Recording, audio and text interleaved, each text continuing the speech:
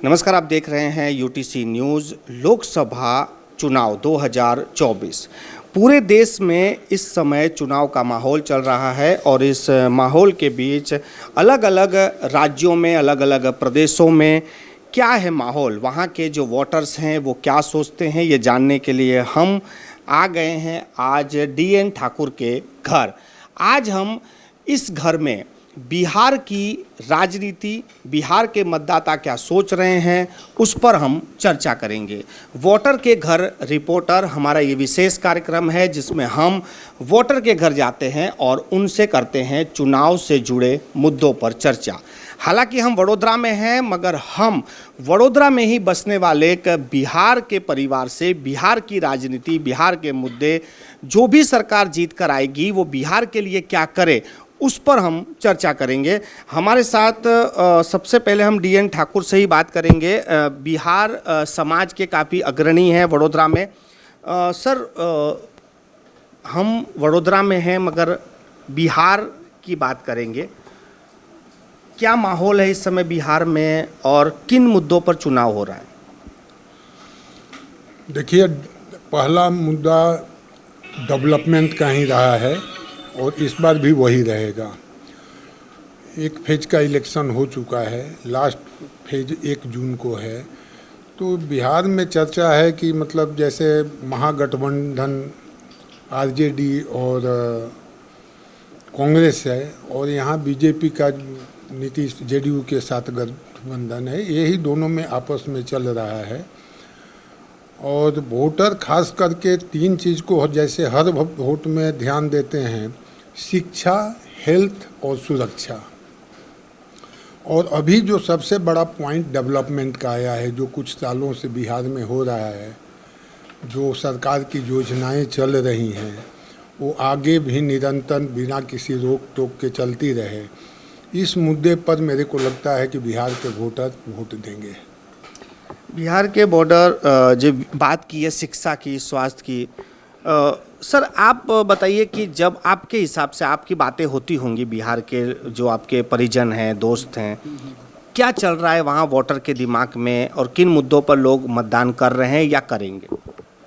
बिहार का सबसे बड़ा मुद्दा जो लालू के रीजन से लोग आए हैं, वो सबसे बड़ा मुद्दा सुरक्षा को ही मानते हैं, जिसके कारण सबसे बड़ा पलायन मुद्दा बना था। और दूसरा मुद्दा है उससे ज़रा शिक्षा का स्तर में जो बीच में गिराव हुआ, जो बिहार का अतीत था, वो शिक्षा में ऐतिहासिक काम किए हुए थे, वो जो गिरा वो कैसे बढ़ेगा, उसमें लोगों को सरकार से काफ़ी अपेक्षाएं हैं।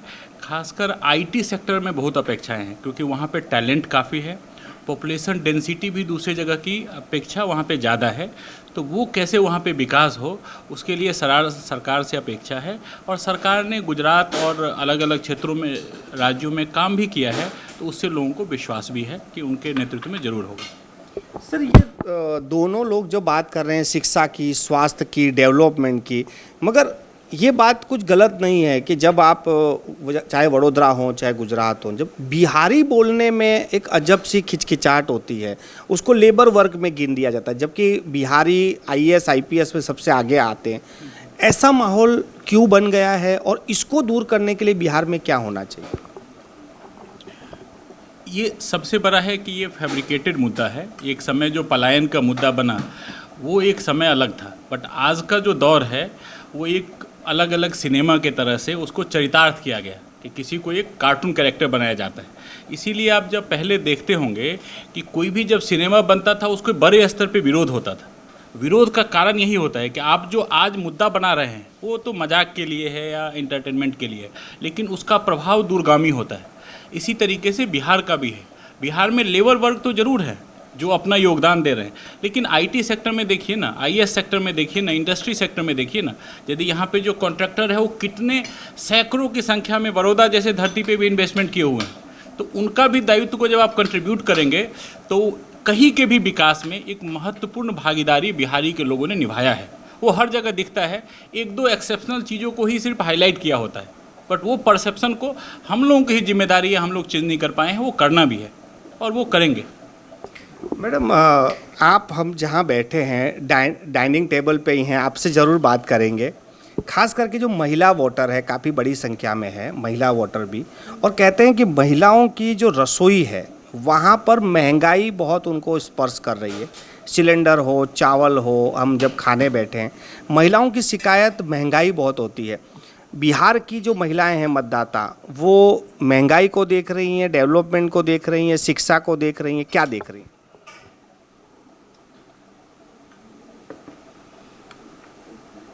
आपके हिसाब से महिला क्या सोच के मतदान करेगी, जो बिहार की महिलाएं हैं?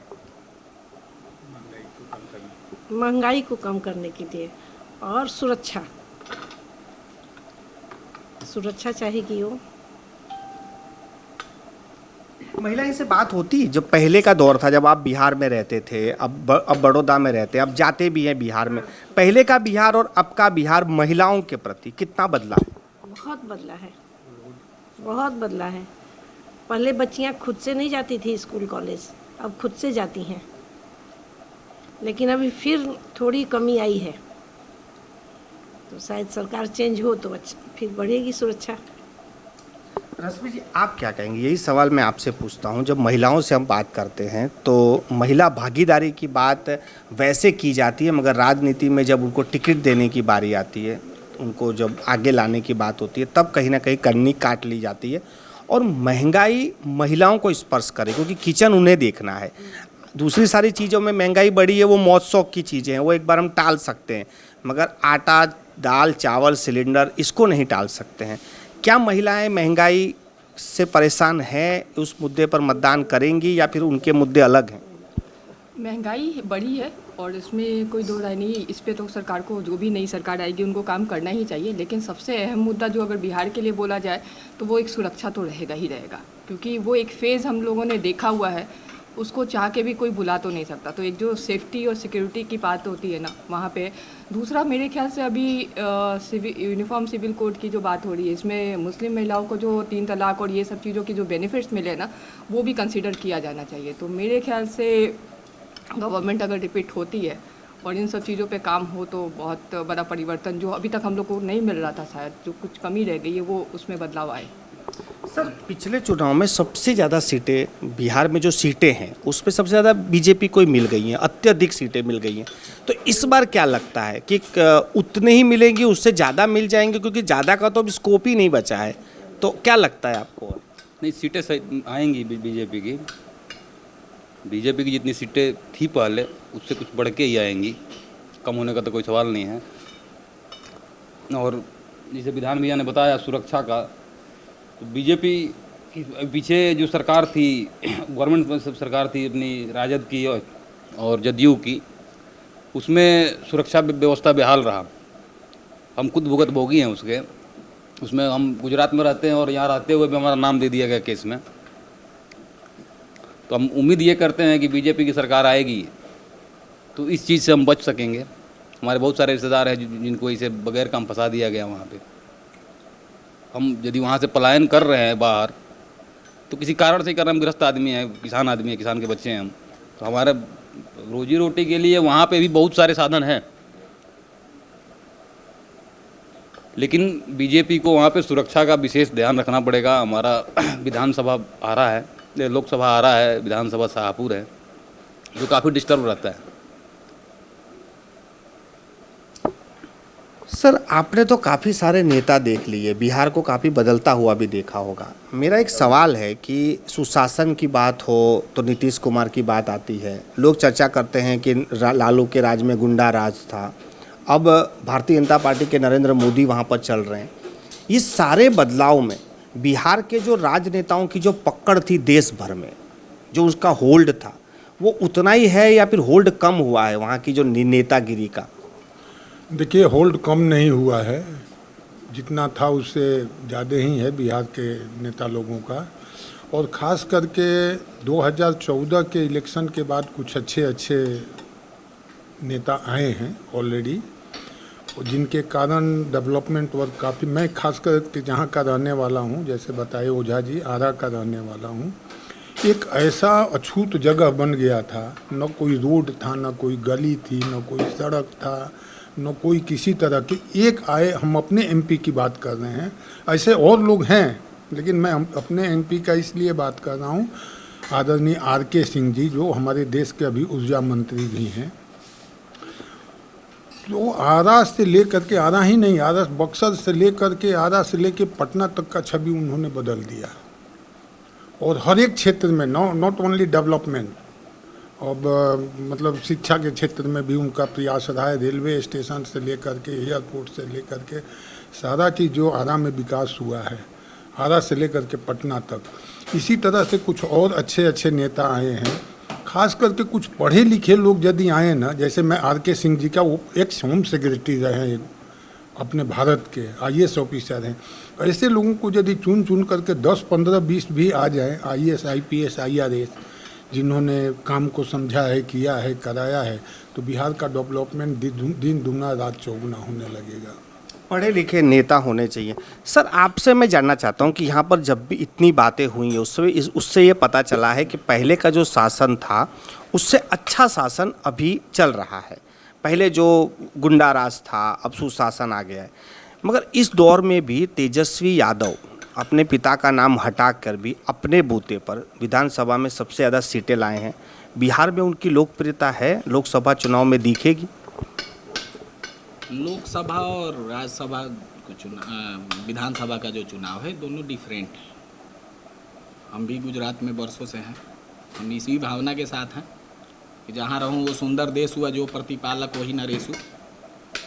बाकी बिहार में उनकी छवि अभी भी, तेजस्वी यादव जी की जहाँ तक बात है, वो एक लीडरशिप की छवि नहीं बना पाए हैं। वो एक दबंगई की छवि है कि हाँ चलो इस परिवार से हैं, इनका नाम है, बाप दादाओं का है, तो एक शेड्यूल चला आ रहा है। अगर बीजेपी में भी उस तरह के लीडर आते हैं और उस तरह के लोग आगे आके चुनाव लड़ते हैं, आगे समाज को गाइडलाइन करते हैं, तो बड़ी बात नहीं है, उनकी छवि बरकरार रहे। सर, जो सवाल मैंने ठाकुर साहब से पूछा था वही आपसे पूछ रहा हूँ कि बिहार, मैं जब तक जानता हूँ 2014 या 2012 जब नरेंद्र मोदी गुजरात के मुख्यमंत्री थे, नीतीश कुमार बिहार के मुख्यमंत्री थे, तो दोनों समकालीन आते थे अपने पावर के लिए। उनका काफ़ी टक्कर भी चलती थी, काफ़ी दलीलें भी होती थी। आज 2024 में नीतीश बाबू इस कदर आ गए हैं कि एक तस्वीर भी आई थी कि उनके पैर छू रहे हैं। तो ये बिहार को ठीक नहीं लग रहा है कि हमारे नेता, तो ये सब चर्चाएं हैं कि भाई नीतीश का ग्राफ कम हुआ है, वो दल बदल रहे हैं बार बार, कभी यहाँ जा रहे हैं वहाँ जा रहे हैं, तो इसकी असर इस चुनाव में देखने को मिलेगी? देखिए, सबसे बड़ा है कि लोकसभा का जो चुनाव है उसका मुख्य रूप से मुद्दा क्या है, नरेंद्र मोदी अपने आप में ब्रांड एम्बेसडर बन गए। वहाँ पे लोग पहले बोलते थे कि जातिगत ये सब, लेकिन वास्तविकता ये है, हम लोग वहाँ के निवासी हैं, लोग इन सबसे बढ़ चढ़कर हिस्सा वोटिंग में लेते हैं और नरेंद्र मोदी के नाम पे वोट होता है। और इसीलिए ये सब जो छोटा मोटा मुद्दा है वो विपक्ष जरूर भुना रहे हैं। हाँ, ये वास्तविकता है, नीतीश कुमार के छवि को नुकसान पहुंचा है, उन्होंने जो 2 बार दल बदल किया है। लेकिन बीजेपी में नरेंद्र मोदी ऐसा जननायक नेता हुए हैं, वो एकदम सब मुद्दा पे हावी है। राम मंदिर बनना, वो सब मुद्दा पे हावी है। विकास का जो ये 15 साल पहले रोड की बात कर रहे थे, गांव-गांव तक रोड पहुंच चुका है। स्कूल का इंफ्रास्ट्रक्चर में ड्रास्टिक डेवलपमेंट हुआ है। हमने अपने गांव का भी एग्जांपल बता सकते हैं। एक छोटा सा घर था जो हम लोग चंदा करके बनाए थे गांव में स्कूल, और आज वहाँ पे जाइए कि इतना बड़ा बड़ा बिल्डिंग है, पढ़ने वाले हो ना हो, लेकिन सैकड़ों करोड़ का इन्वेस्टमेंट वहाँ पे आया, लोगों ने बनाया है।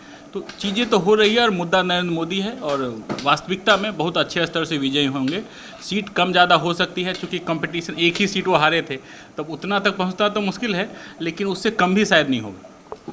सर, आपसे आखिरी सवाल कि जैसे बता रहे हैं कि लोकप्रियता नरेंद्र मोदी की है, उनको देखकर वोट दिए जा रहे हैं, डेवलपमेंट पे वोट है, मगर जो फेस के मतदान हुए हैं बिहार में वो काफ़ी नीरस रहा है, काफ़ी कम वोटिंग रहा है। इसको लेकर कितनी चिंता व्यक्त कर रहे हैं कि लोकशाही में इतनी नीरसता क्यों आ गई? सर, थोड़ा सा ऐसा लगता है कि कन्फ्यूजन पहले फेज में था इलेक्शन को लेकर के, और पिछले इलेक्शन से करीब 5 से 6% कम इस बार फर्स्ट फेज में ये हुआ।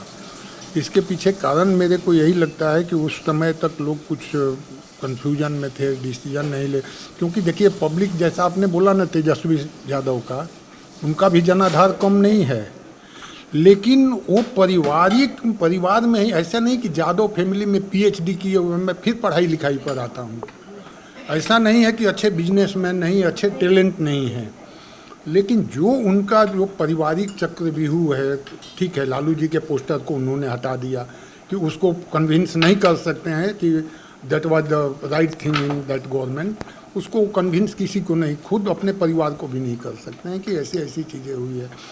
लेकिन ये अपने ही परिवार की पार्टी बन करके, तो लोकसभा में इसका खामियाजा हो सकता है कि तेजस्वी को भुगतना पड़े। यही सीट अपनी बहन को, जीजा को, इसको उसको दे करके दूसरे यादव को दे देते यार। यादव जी लोगों में टैलेंट की कमी नहीं है, या और किसी पिछड़े जाति को दे देते, अगड़ी जाति को दे देते, लेकिन ये परिवार वाली पार्टी, और इसका एक कंफ्यूजन था। दूसरा था कि बीजेपी ने काफ़ी लेट से कैंडिडेट किया, और तीसरा जो मोस्ट इम्पोर्टेंट की शादी का समय, और ख़ास करके जहाँ जहाँ इलेक्शन हुआ है उन जगहों के माइग्रेशन किए हुए लोग लाखों की संख्या में बाहर में रोजी रोटी के लिए आ चुके हैं। खास करके जहाँ फर्स्ट फेज में इलेक्शन हुआ, वो लोग समय से वोट देने के लिए न पहुँच पाए, और न बीजेपी गवर्नमेंट ने किसी को पहुँचने का कोई व्यवस्था किया, या किसी ने मतलब कोई ट्रेन में, आज भी देखिए बिहार जाने के लिए 3 महीने पहले तो कौन जाएगा वोट देने के लिए लटक के। तो ये भी एक कारण रह सकता है कि इसके चलते, लेकिन सेकंड फेज थर्ड फेज में अच्छा वोटिंग होगी, उसका हमको उम्मीद है। बहुत बहुत धन्यवाद आप सभी का हमसे चर्चा करने के लिए। आप देख रहे थे कि हम वडोदरा में बैठकर बिहार की चर्चा कर रहे थे, बिहार के मुद्दे, बिहार की राजनीति पर चर्चा हो रही थी। वोटर के घर रिपोर्टर, ये जो हमारा खास कार्यक्रम है, इसमें हम ऐसे ही अलग अलग परिवारों में जाकर इस चुनाव के मुद्दे और आने वाली सरकार उनके लिए क्या बेहतर कर सकती है, इसी पर हम बात करते हैं। आप इस चर्चा को लेकर क्या सोचते हैं, आप हमें नीचे कमेंट कर सकते हैं। आपकी भी कुछ बिहार को लेकर कुछ जानकारी हो तो वो भी हमें साझा कर सकते हैं।